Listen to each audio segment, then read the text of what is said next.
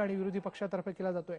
इंधन दरवाढी विरोधात भाजपने दिल्लीपासून आंदोलनाला सुरुवात केलेली आहे आणि हे आंदोलन जे ते मुंबईपर्यंत येऊन पोहोचलेलं आहे। आता खासदार गोपीनाथ मुंडे यांनी आज थेट मंत्रालयावर कार्यकर्त्यांसह धडक मारली आहे। रस्त्यापासून थेट संसदेपर्यंत या दरवाढी विरोधात संघर्ष करणार असल्याची घोषणा गोपीनाथ मुंडे यांनी केली। यावेळी आंदोलन करणाऱ्या भाजपच्या सर्व नेत्यांना आणि कार्यकर्त्यांना पोलिसांनी ताब्यात घेतलं होतं। त्यानंतर सगळ्यांना सोडून देण्यात आलं। या मोर्चात महिला मोर्चाच्या राष्ट्रीय अध्यक्षा स्मृती इराणी, मुंबई भाजपचे अध्यक्ष गोपाळ शेट्टी तसंच माजी आमदार राज पुरोहित यांच्यासह अनेक नेते सहभागी झाले होते।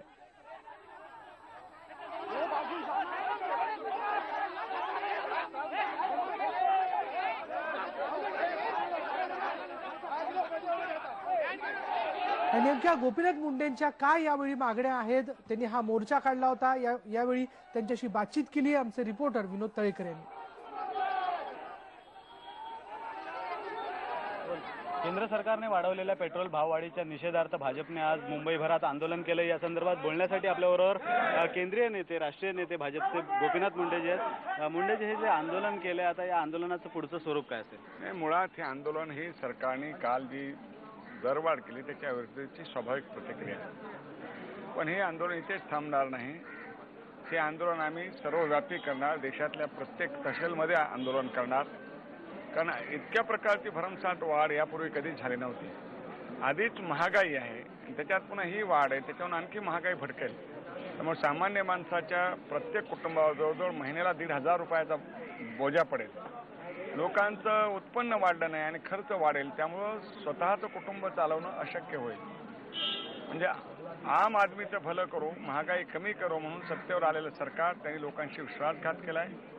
त्यामुळे हे आंदोलन आता उद्या आणि परवा महाराष्ट्राच्या सर्व तहसील कार्यालयाच्या समोर भारतीय जनता पार्टीचे लोक सरकारचा आणि महागाईचा पुतळा जाळतील। हे जे मुंडेचे आंदोलन आहे, हे जे महागाई जी झालेली आहे ती आता यापुढे पेट्रोल आणि डिझेलच्या दरवाढीवर सरकारचं नियंत्रण नसेल, ते कंपन्यांच्या ताब्यात गेलंय, तर या विरोधात तुम्ही संसदेत काही आवाज उठवणार? मुळामध्ये पेट्रोलच्या संबंधी असा निर्णय केलेला आहे। मुळात पेट्रोल, डिझेल आणि हे याच्यावर संपूर्ण नियंत्रणापेक्षा सरकारने सबसिडी द्यायला पाहिजे। सरकार ती सबसिडी कमी करायचा प्रयत्न करत आहे, त्यामुळे ही भाववाढ होते। सरकारने सबसिडी दिली तर भाववाढ करण्याची गरज नाही आहे। तर या सबसिडीतून सरकार मुक्त होऊ इच्छित आहे आणि त्यामुळे एकाच वर्षात 3 ते 4 वेळा भाववाढ त्यामुळे करावी लागलेल्या सरकारला ह्याच्यातून पळून जाता येणार नाही आपल्या जबाबदारीतून।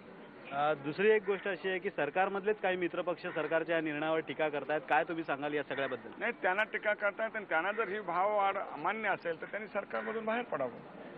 म्हणजे सरकारमध्ये राहायचं, सरकारच्या बाजूने मतदान करायचं, मंत्रिमंडळात फैसले होत असताना त्याच्यासोबत राहायचं आणि बाहेर येऊन त्याच्यावर टीका करायची, हा दुटप्पेपणा उपयोगाचा नाही।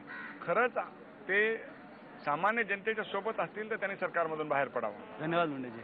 हे होते राष्ट्रीय नेते गोपीनाथ मुंडे। त्यांचं असं म्हणणं आहे की या पुढच्या काळात भाजप हे आंदोलन आणखीन तीव्र करत जाणार आहे। व्हिडिओ जर्नलिस्ट प्रदीप भणगेसह विनोद तळेकर, IBN लोकमत, मुंबई।